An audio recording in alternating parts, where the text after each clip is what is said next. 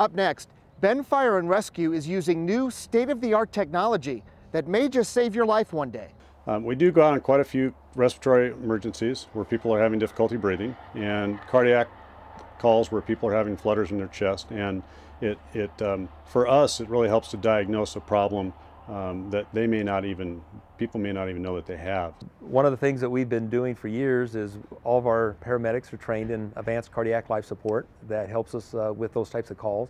But fortunately, we've been seeing some new innovations in machinery that assists us. Well, with this new medical equipment, this is a technology that allows us to really look much deeper into a patient's problems and see very objectively what sort of issues they're having. Years ago when EMS first started, we had basically just plain old EKG monitors that would defibrillate the heart, but it only allowed us to look at the heart from 3 different views.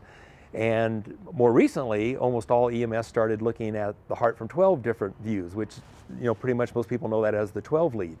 And that is what we've had for several years, and now we are even going deeper, especially into the respiratory calls, where we have more advanced technology to help us determine what's going on inside the body at the cellular level, and it gives us some clues what might happen with a patient. When somebody exhales, for us that originally didn't mean a whole lot. With this new technology, it tells us how the patient's metabolizing, which is really important, particularly in a cardiac arrest. That's where we're really seeing a difference in the way we do business. So this tool that we've been using is called Capnometry, and Capnometry is not a new technology. Anesthesiologists for years have had these in the operating rooms. They were giant machines, cost $30,000, and now they're reduced to a small little machine we carry. It's a part of our defibrillator. What this has done for us is allowed us to look during a cardiac arrest. We're able to look at both the waveform and the number that's given by the machine, and it actually gives us a pretty good prognosis for the patient during a cardiac arrest or a respiratory event, and guides our treatment and the type of treatment and the length of treatment that we're going to be giving to people. Since we started instituting Capnometry, we've had 2 patients who we normally would have stopped CPR according to national standards, but because of this new technology, we kept doing the CPR and we were able to get their own pulse back after a long period of time. Our training on this new device initially was a 6-hour training. All of our paramedics in the department had it because it's a device that is new technology for all of us. Obviously, whenever you have brand new technology, if you don't have the proper training, it's just a toolbox that you can't use. It's like having a computer not knowing what all the features are.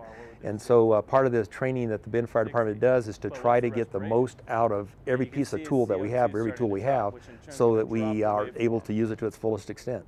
At the Ben Fire Department, we train every day.